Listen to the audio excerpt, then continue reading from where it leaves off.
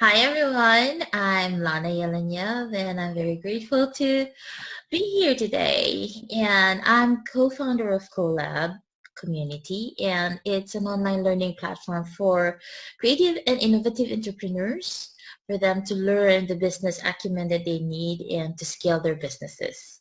One of the reasons why we started Collab was because we realized that as creative entrepreneurs ourselves, uh, idea generation is so easy for us.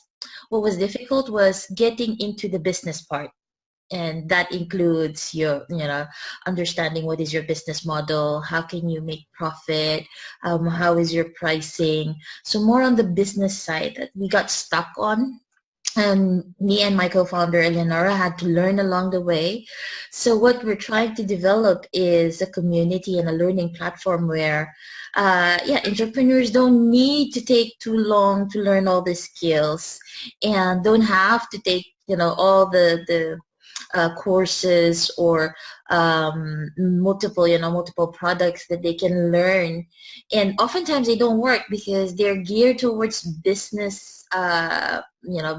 entrepreneurs, um, and the jargon is not similar. It's not applicable for creatives. So this is why we've created Collab.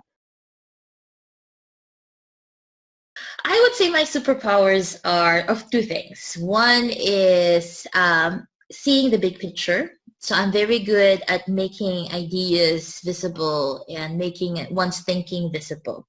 Clarity in that sense is a very important tool when you're planning, when you're making your business plan, or when you're creating your programs or your services. So I find the ability to look at the bigger picture and the smaller stuff as a very crucial superpower.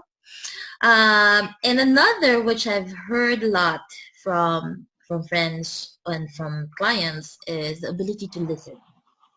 So for me, I like giving space to people and holding space as well, which is for when you're listening to other people, what their ideas are, what their problems are, or what they're going through. It's very important to create that space and hold that space so that they can really explore and really identify what it is that they need. So for me, those are my two crucial, and very deeply held superpowers.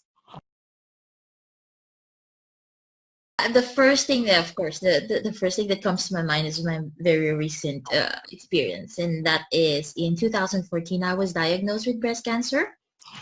So I had to go through the treatments, all the processes, but what there were quite a lot of support during that period. But what I realized was that after treatment support was not there.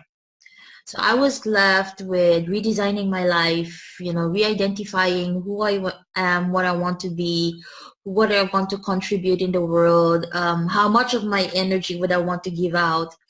So it was a big defining period, and it helped me reconnect to, these are the things that I'm good at. These are the things that I can easily contribute to people without spending so much of my energy. Because when you go through an illness or something that's life threatening, the very first thing that you think about is, oh, how do I conserve myself? So energy management and time management became a very important practice for me. And going through the challenges that I face, I realized that, oh, giving clarity to people saves time and energy. It saves me time and energy when I'm clear with myself. So what more with other people? And that's also why I pivoted my field. I used to focus more on family and schools, but from the start of last year, I realized that I can give more of my time and my energy to entrepreneurs, those who are starting up and have so many ideas and couldn't get to clarity for themselves. So this is for me, this was the interesting part of being reconnected to myself. I am realizing that, hey, these are my superpowers, and these are the things that I can just easily do. And also for the listening part, I've taken courses on compassionate communication, or what is also known as nonviolent communication.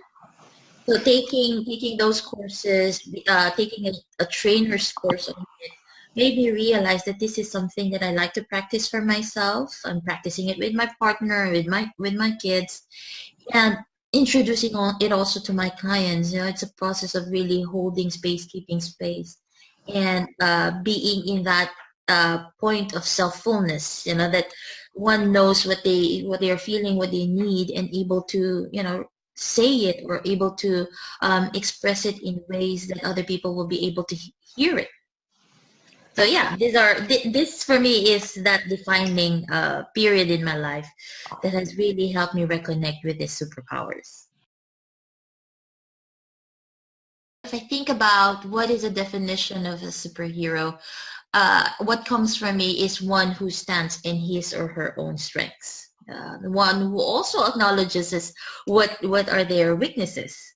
So it's the merging of both understanding what your superhero is, and also your superpower is, and also understanding what is your kryptonite, and then moving from there. So I would say someone who's really reconnected with themselves, a person who knows what their longings are, what they're clear with their emotions, they're very clear on their vision in life. And this for me is a person who has that superpower, because they know where they want to be, they know what they want to contribute to in life, and they're very clear on how to get there.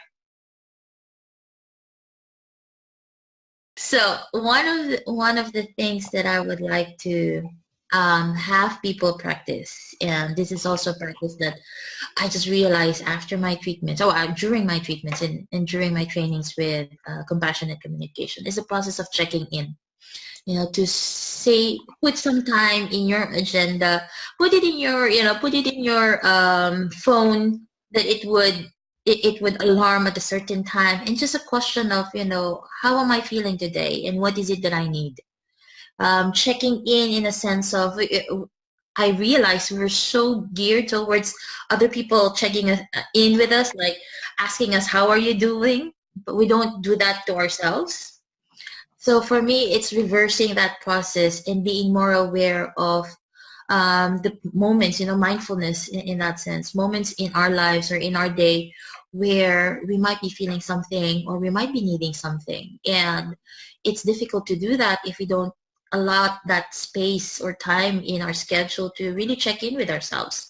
So for me, that's one way of really reconnecting with yourself and finding out, how to move forward with your day, is by checking in.